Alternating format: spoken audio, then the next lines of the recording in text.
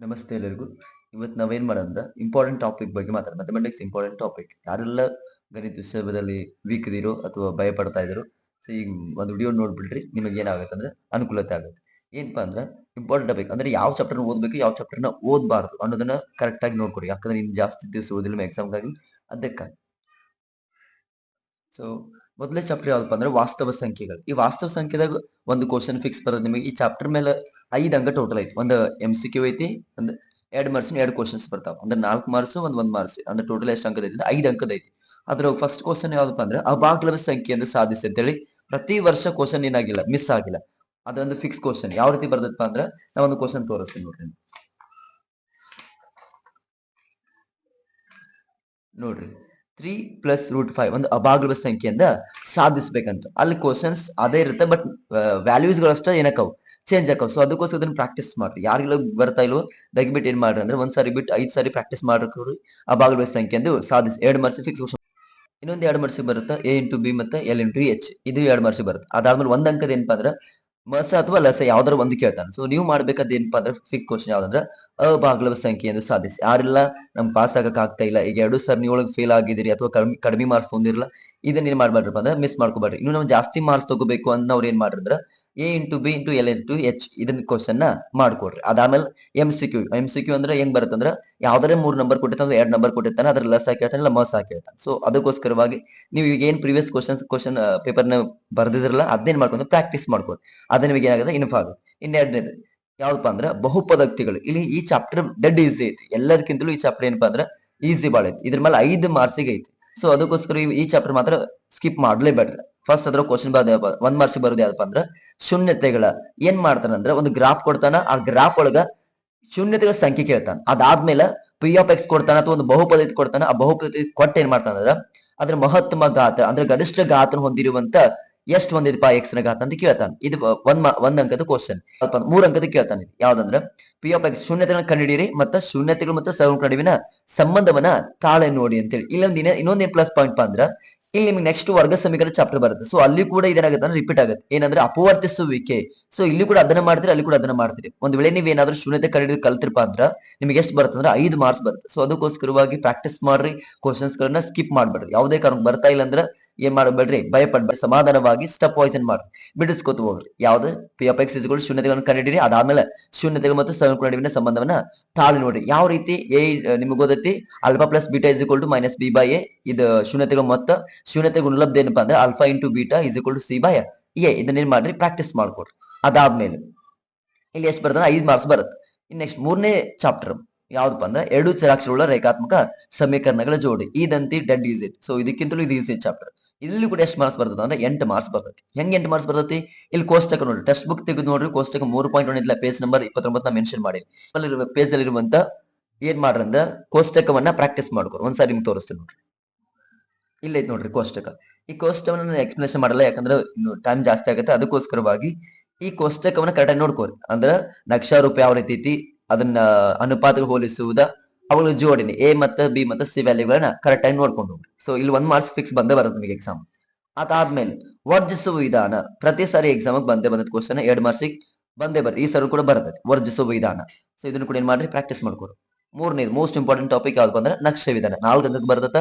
ಅದು ಯಾವ್ದಪ್ಪ ಅಂದ್ರೆ ಛೇದಿಸುವ ರೇಖೆ, ಅನನ್ಯ ಪರಿಹಾರ ಹೊಂದಿರುವಂತ ನಕ್ಷೆ ವಿಧಾನ ಒಳಗ.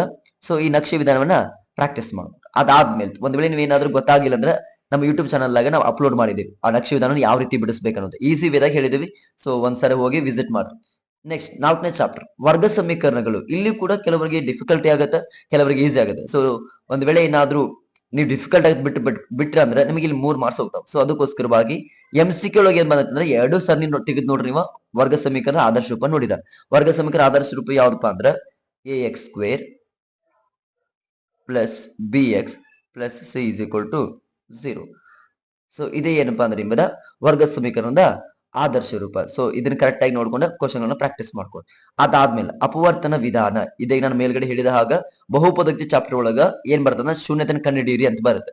ಇಲ್ಲಿ ಏನ್ ಬರುತ್ತೆ ಅಪವರ್ತಿಸುವ ವಿಧಾನ. ಅಂದ್ರೆ ಮಧ್ಯ ಪದಗಳನ್ನ ಏನ್ ಮಾಡ್ಬೇಕು, ನೀವು ವಿಭಜನೆ ಮಾಡ್ಬೇಕು. ಸೊ ಪ್ರಾಕ್ಟೀಸ್ ಮಾಡ್ಬೇಕು. ಇದು ಕೂಡ ಫಿಕ್ಸ್ ಕ್ವಶನ್, ಇದು ಫಿಕ್ಸ್ ಕ್ವಶನ್. 2 ಮಾರ್ಕ್ಸ್ ಬಂದೇ ಬರ್ತದೆ. ಅದನ್ನ ಬಿಟ್ರೆ ಏನ್ ಬರ್ತದೆ ಅಂದ್ರೆ ಮೂಲಗಳ ಸ್ವಭಾವ. ಮೂಲಗಳ ಸ್ವಭಾವ ಯಾವ್ದಪ್ಪ ಅಂದ್ರೆ delta is equal to b² - 4ac. ಈ ಫಾರ್ಮುಲಾ ಮೇಲೆ ನಿಮ್ಗೆ ಕ್ವಶನ್ ಬರುತ್ತೆ. ಅದಾದ್ಮೇಲೆ ಒಂದ್ ವೇಳೆ ನಿಮ್ಗೆ ಗೊತ್ತಾಗಿದ್ದಿಲ್ಲ ಅಭ್ಯಾಸ 3 ಮಾರ್ಕ್ಸ್ ಕ್ವಶನ್ ಬರ್ತದೆ ನೋಡ್ರಿ. ಸೊ ವಾಕ್ಯ ರೂಪದಾಗ ಕೊಡ್ತಾನೆ, ಆ ವಾಕ್ಯ ರೂಪವನ್ನು ವರ್ಗ ಸಮೀಕರಣ ರೂಪದಲ್ಲಿ ಬರೆದು ನೀವು ಎಕ್ಸ್ ವ್ಯಾಲ್ಯೂನ ಕಂಡುಹಿಡಿಬೇಕಾಗುತ್ತೆ. ಅದನ್ನ ಏನ್ ಮಾಡಂದ್ರೆ ನಿಮ್ಗೆ ಒಂದ್ ವೇಳೆ ನಿಮಗೆ ಇವ್ ಎರಡು ಬರ್ತಾವ, ಅಪವರ್ತನ ವಿಧಾನ ಬರತ್ತೆ, ಮೂಲ ಸ್ವಭಾವ ಬರತ್ತೆ. ಇನ್ನು ನಾನು ಜಾಸ್ತಿ ಮಾಡ್ಬೇಕ್ರಿ ಅಂತ ನಾನು ಕೇಳೋದಾದ್ರೆ ನೀವೇನ್ ಮಾಡಿದ್ರೆ ಅಭ್ಯಾಸ ಒಳಗ 4.1 4.2 4.3 ಒಳಗ ಇದ್ರ ಮೇಲೆ ಕ್ವಶನ್ಸ್ ಗಳನ್ನ ಕೊಟ್ಟಿದ್ದಾರೆ. ಸೊ ಆ ಕ್ವಶನ್ ಪ್ರಾಕ್ಟೀಸ್ ಮಾಡ್ರಿ. ಅದಾದ್ಮೇಲೆ ನಿಮ್ 4 ಮಾಡಲ್ ಕ್ವಶನ್ ಬರ್ಸದಲ್ಲ, ಆ 4 ಮಾಡಲ್ ಕ್ವಶನ್ ಬರದಾಗ ಇರುವಂತ ಕ್ವಶನ್ ಬಿಡಿಸ್ರಿ ವಿತ್ ನಿಮ್ಮ ಸರಣಿ ಒಳಗೆ ಕೇಳಿರುವಂತ ಕ್ವಶನ್ ನ ಪ್ರಾಕ್ಟೀಸ್ ಮಾಡ್ರಿ. It is enough for your examination.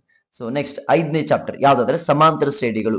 ಇಲ್ಲಿ ಕೂಡ 8 ಮಾರ್ಕ್ಸ್ ಬರುತ್ತೆ, ಬಟ್ ಹುಡುಗರು 5 ಮಾರ್ಕ್ಸ್ ಅಥವಾ 4 ಮಾರ್ಕ್ಸ್ ಬರುವಂತ ಇದ್ರ ಮೇಲೆ 4 ಮಾರ್ಕ್ಸ್ ಫಿಕ್ಸ್ ಕ್ವಶನ್ ಫಿಕ್ಸ್ ಐತಿ. ಸೊ ಅದನ್ನ ಮಾಡಕ್ ಹುಡುಗರು ಸ್ವಲ್ಪ ಡಿಫಿಕಲ್ಟಿ ಅನ್ಕೋತಾರ, ಅದನ್ನ ಸ್ಕಿಪ್ ಮಾಡಿ ನಡೀತದೆ. ಬಟ್ 2 ಮಾರ್ಕ್ಸ್ ಬರುವಂತ ಪದಗಳ ಮೊತ್ತ ಅಥವಾ ಎನ್ ಫಾರ್ಮುಲಾ, ಪದ ಸಂಖ್ಯೆ ಕಂಡುಹಿಡಿಯುವುದ ಅಥವಾ ಪದಗಳ ಮೊತ್ತ ಕಂಡುಹಿಡಿಯುವುದು ಎನ್ ಫಾರ್ಮುಲಾ ಅಥವಾ ಎನ್ ಫಾರ್ಮುಲಾ. ಇದುವರೆಗೂ ಕೂಡ ನಿಮಗ ಮೊದಲೆಲ್ಲ ಏನ್ ಮಾಡ್ತಿದೆ ಅಂದ್ರೆ 2024 ಹಿಂದ್ಗಡೆ ಎನ್ ಫಾರ್ಮುಲಾ ಪದವನ್ನ ಕಂಡುಹಿಡಿಯಕ್ಕೆ ಹೇಳ್ತಿದ್ರು. 2024 ಮೇಲ್ಪಟ್ಟ ಏನ್ ಮಾಡ್ಯಾರ ಅಂದ್ರೆ ಪದಗಳ ಮೊತ್ತವನ್ನ ಕೇಳುತ್ತಾರ. ಪದಗಳ ಮೊತ್ತ ಅಂದ್ರೆ ಏನು? S n is equal to n by 2 bracket 2a plus n minus 1 into d. ಇದು ಈಸಿ ಐತಿ. ಸೊ ಪ್ರಾಕ್ಟೀಸ್ ಮಾಡ್ಕೊ ಕ್ವಶನ್ಸ್. ನೆಕ್ಸ್ಟ್ 6ನೇ ಚಾಪ್ಟರ್. ಇಲ್ಲೂ ಕೂಡ ಈ ಚಾಪ್ಟರ್ ಬಹಳ ಜನ ಏನ್ ಮಾಡ್ತಾರೆ, ಸ್ಕಿಪ್ ಮಾಡ್ತಾರೆ. ಸೊ ಸರ್ ಏನ್ ಆಗ್ತಾ ಇಲ್ಲ ಅಂತ ಪ್ರಮೇಯಗಳ ಪ್ರಾಕ್ಟೀಸ್ ಮಾಡಕ್ ಆಗ್ತಾ ಇಲ್ಲ. ಸೊ ಇಲ್ಲಿ 4 ಪ್ರಮೇಯ ಇದಾವ, 4 ಪ್ರಮೇಯನ ಪ್ರಾಕ್ಟೀಸ್ ಮಾಡ್ಬೇಡ್ರಿ. Based on your question paper. ನಿಮ್ದು ಏನಿಗೆ 2 ಸರಣಿ ಕ್ವಶನ್ ಪೇಪರ್ ಬಂದಾವಲ್ಲ ಅದ್ರ ಮೇಲೆ ಬಿಡಿಸ್ರಿ. ಫಸ್ಟ್ ಒಂದ್ ಮಾರ್ಕ್ಸ್ ಬರ್ತೈತಿ ಏನಪ್ಪಾ ಅಂದ್ರೆ ತ್ರಿಭುಜಗಳ ಸಮರೂಪತೆ ಅಥವಾ ಅನುರೂಪ ಬಾಹುಗಳನ್ನ ಕೇಳ್ತಾನ. ಅಂದ್ರೆ 2 ತ್ರಿಭುಜ ಕೊಡ್ತಾನ, 2 ತ್ರಿಭುಜ ಕೊಟ್ಟ ಅದರ ಅನುರೂಪ ಬಾಹುಗಳನ್ನ ಬರೆಯಿರಿ ಅಂತ ಹೇಳ್ತಾನ. ಸೊ ಇದು ಫಸ್ಟ್ ಕ್ವಶನ್ ಆಯ್ತಾ. ಅದಾದ್ಮೇಲೆ 4 ಮಾರ್ಕ್ಸ್ ಬರುವಂತ ಒಂದು ಫಿಕ್ಸ್ ಥಿಯರಮ್ ಯಾವ್ದಪ್ಪ ಅಂದ್ರೆ ಒಂದು ಥಿಯಲ್ಸ್ ಪ್ರಮೇಯ, ಕೋನ ಕೋನ, ಬಾಕೋಬ, ಬಾಹು ಬಾಹು. ಈ 4 ಪ್ರಮೇಯ ಇದಾವ. ಬಟ್ ನನ್ ಕೇಳೋದಾದ್ರೆ ನೀವೇನ್ ಮಾಡ್ರಿ, 2 ಪ್ರಾಕ್ಟೀಸ್ ಮಾಡ್ಕೋ ಕರೆಕ್ಟ್ ಆಗಿ. ಯಾವ್ದಪ್ಪ ಅಂದ್ರೆ ಥಿಯಲ್ಸ್ ಪ್ರಮೇಯ ಬಿಟ್ರ ಕೋನ ಕೋನ. ಯಾಕಂದ್ರೆ ನಿಮಗೆ ಏನ್ ಮಾಡಿ ಅಂದ್ರೆ ಈ ಸರಿ ಪ್ಲಸ್ ಪಾಯಿಂಟ್ ಏನಪ್ಪಾ ಅಂದ್ರೆ ಈ ತ್ರಿಭುಜ ಚಾಪ್ಟರ್ದಾಗ ಅದ್ರಿಗೂ ಪ್ರಮೇಯ ಒಳಗ 2 ಕೊಡ್ತಾನೆ ಚಾಯ್ಸ್ ಅನ್ನ. ಟೇಲ್ಸ್ ಕೊಟ್ಟಂದ್ರ ಬಾಕೋಬನ್ನು ಕೊಟ್ಟಿರ್ತಾರೆ. ಇವ್ 2ರಲ್ಲಿ ಒಂದ್ ಚಾಯ್ಸ್ ಮಾಡ್ಕೊಳ್ಬೇಕು. ಅಥವಾ ಕೋನ ಕೋನ ಕೊಟ್ಟಂದ್ರೆ ಬಾಕೋಬನ್ನು ಕೊಡ್ತಾನೆ ಅಥವಾ ಬಾಹು ಬಾಹು ಕೊಡ್ತಾನೆ. ನಿಮಗೆ ಚಾಯ್ಸಸ್ ಇರ್ತದೆ. ಅದಕ್ಕೋಸ್ಕರವಾಗಿ ಈ 3ನೇ ಸರಣಿ ಒಳಗೆ ಯಾವ್ದು ಬರುತ್ತೆ ನೋಡ್ರಿ. ಅದ್ರ ಮೇಲೆ ಒಂದ್ ವೇಳೆ ತೇಲ್ಸ ಕೋನ ಇವ್ನ 2 ಕೇಳಿದಪ್ಪ ಅಂದ್ರ ಇವ್ 2 ಒಂದು ಕೇಳಿದಂದ್ರೆ ಏನ್ ಮಾಡ್ಕೊಂಡ್ರೆ ನೀವು 2 ಪ್ರಮೇಯನ ಪ್ರಾಕ್ಟೀಸ್ ಮಾಡ್ಕೊಂಡು ಹೋಗ್ರಿ. ಇವಾಗ ಬರ್ತಾವೆ ಎಕ್ಸಾಮ್. ಸೊ ಭಯ ಪಡ್ಬೇಡ್ರಿ. ತೇಲ್ಸ್ ಪ್ರಮೇಯ, ಕೋನ ಕೋನ. ನೆಕ್ಸ್ಟ್ ಯಾವ್ದಪ್ಪ ಅಂದ್ರ ನಿರ್ದೇಶಾಂಕ ರೇಖಾಗಣಿತ. ಈ ನಿರ್ದೇಶಾಂಕ ರೇಖಾಗಣಿತ ಒಳಗು ಇಲ್ಲಿ ಕೂಡ ಹುಡುಗರು ಬಹಳ ಜನ ಭಯ ಪಡ್ತಾರ, ಇವು ಕ್ವಶನ್ಸ್ ಅರ್ಥ ಆಗತ್ತೆ ಇಲ್ಲ, ಅಲ್ಲಿ ಯಾವ ಫಾರ್ಮುಲಾ ಹಾಕ್ಬೇಕು ಕನ್ಫ್ಯೂಸ್ ಆಗತ್ತೆ. ಸೊ ಈ ರೀತಿಯಾಗಿ ಕ್ವಶನ್ಸ್ ಗಳು ಬರತ್ತಾವ. ಅದಕ್ಕೋಸ್ಕರ ಏನ್ ಮಾಡ್ರಪ್ಪ ಅಂದ್ರೆ ಕ್ವಶನ್ಸ್ ಜಾಸ್ತಿ ಪ್ರಾಕ್ಟೀಸ್ ಮಾಡ್ರಿ. ನಿಮಗೆ 4 ಮಾಡೆಲ್ ಕ್ವಶನ್ ಪೇಪರ್ ನ ಏನ್ ಮಾಡಿದಾರೆ, ಬೋರ್ಡ್ ದವರ ರಿಲೀಸ್ ಮಾಡಿದಾರೆ. ಆ 4 ಕ್ವಶನ್ ಪೇಪರ್ ಪ್ರಿಂಟ್ ತಗೋರಿ. ಪ್ರಿಂಟ್ ತಗೊಂಡ ಪ್ರಾಕ್ಟೀಸ್ ಮಾಡ್ರಿ. ನೀವ್ ಎಷ್ಟು ಪ್ರಾಕ್ಟೀಸ್ ಮಾಡ್ತಿರೋ ಅಷ್ಟು ಪರ್ಫೆಕ್ಟ್ ಹಾಕಿರಿ. ಒಂದ್ ವೇಳೆ ನೀವು ಪ್ರಾಕ್ಟೀಸ್ ಮಾಡ್ಲಿಲ್ಲಪ್ಪ ಅಂದ್ರೆ ನೀವು ಮರ್ತು ಹೋಗ್ಬಿಡ್ತೀರಿ. ಸೊ ಅದಕ್ಕೋಸ್ಕರ ಕ್ವಶನ್ಸ್ ಗಳನ್ನ ಜಾಸ್ತಿ ಪ್ರಾಕ್ಟೀಸ್ ಮಾಡ್ರಿ.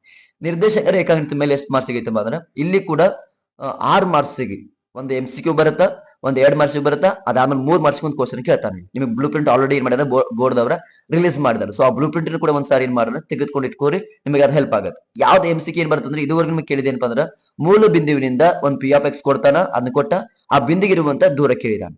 ಸೊ ಫಾರ್ಮುಲಾ ಮೇಲೆ ಎಲ್ಲರಿಗೂ ಗೊತ್ತೈತಿ. ಅದಕ್ಕಿಂತ ಅದಕ್ಕೆ ಲಾಸ್ಟ್ ಮೆನ್ಷನ್ ಮಾಡಿ ನಿಮ್ಗೆ ಗೊತ್ತೈತಿ ಇಲ್ಲಿ ಯಾಕೆ ಸಾರಾಂಶ ಬರ್ದಾರ ಅಂತ ನೀವು ಕೇಳ್ಬೋದು. ಈ ಸಾರಾಂಶಗಳನ್ನ ಸ್ಕಿಪ್ ಮಾಡ್ಬೇಡ್ರಿ. ಯಾಕಂದ್ರೆ ಕ್ವಶನ್ಸ್ ಗಳು ಆಲ್ಮೋಸ್ಟ್ ಈ ಚಾಪ್ಟರ್ ಮೇಲೆ ಬಂದಿದೆ. ಸಾರಾಂಶ ಮೇಲೆ ಕ್ವಶನ್ಸ್ ಕೇಳಿದಾರೆ. ನೀವು ಬೇಕಾದ್ರೆ ಒಂದ್ಸಾರಿ ಹೋಗಿ ವಿಸಿಟ್ ಮಾಡ್ರಿ, ನಿಮ್ ಟೆಕ್ಸ್ಟ್ ಬುಕ್ ಅನ್ನ ತೆಗೆದು ನೋಡ್ರಿ, ಆ ಸಾರಾಂಶನ ಕ್ಲಿಯರ್ ಆಗಿ ಓದ್ಕೋರಿ.